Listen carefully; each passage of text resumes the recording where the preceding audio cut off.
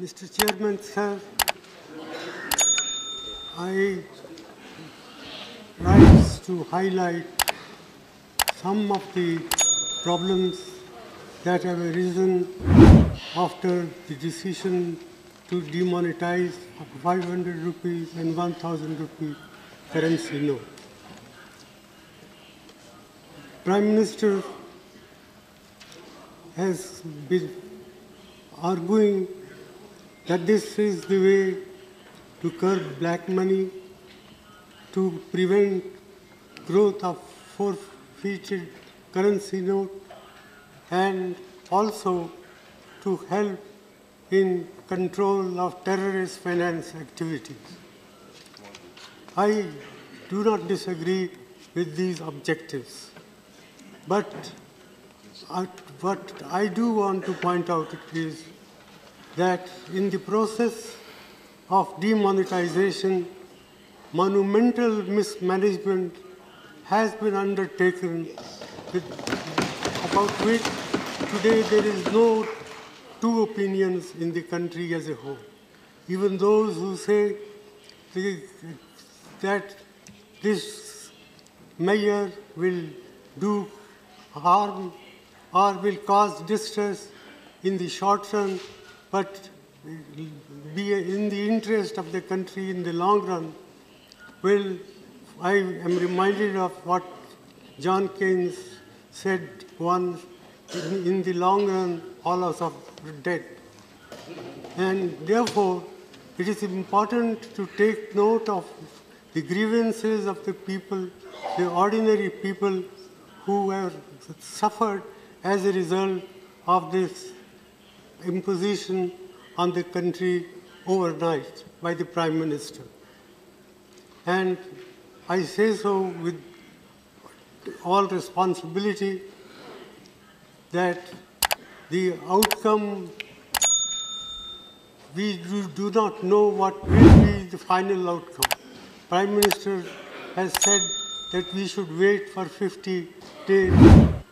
Well, 50 days is a short period, but for those who are poor and deprived sections of the community, even 50 days torture can bring about disastrous effects.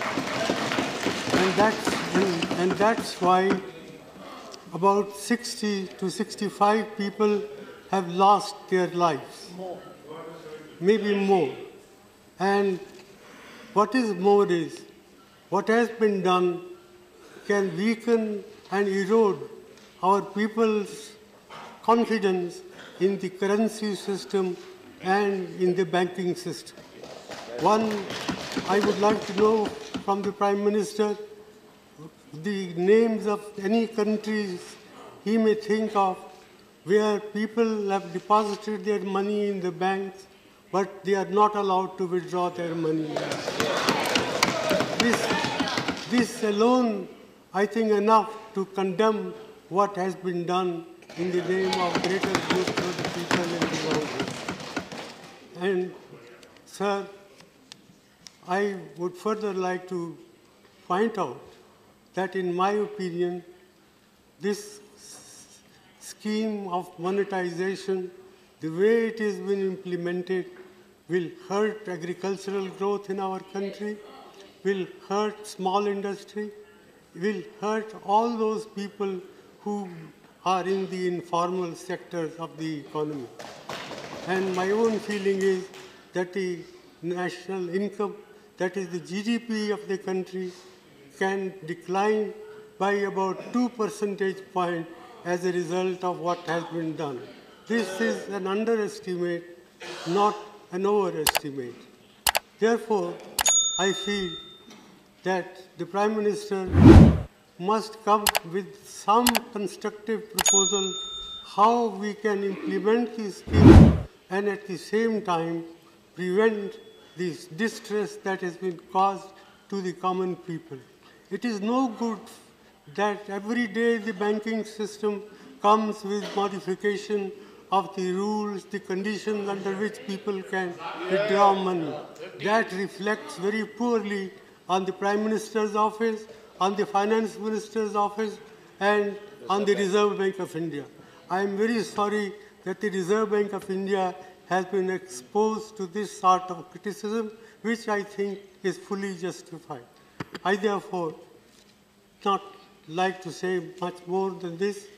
I urge upon the Prime Minister to find practical, pragmatic ways and means to relieve the distress of the people who happen to be a great majority of our people.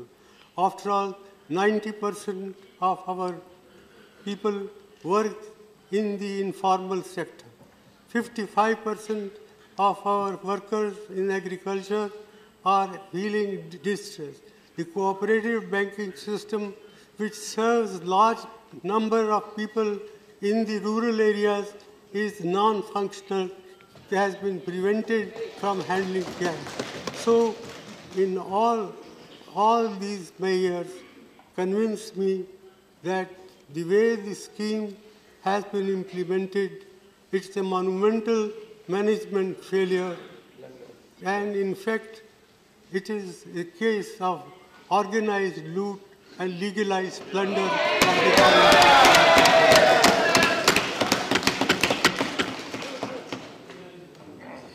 With these words, sir, I conclude it is not my intention to pick holes in what one side does or another side does, but I sincerely hope that the Prime Minister will, even at this late hour, will help us to find practical, pragmatic ways and means to provide relief to the suffering people of this country. Thank you. गरजा हिंदुस्तान चॅनलला subscribe करा आणि ताज्या घडामोडी जाणून घेण्यासाठी bell आयकॉनवर press करा.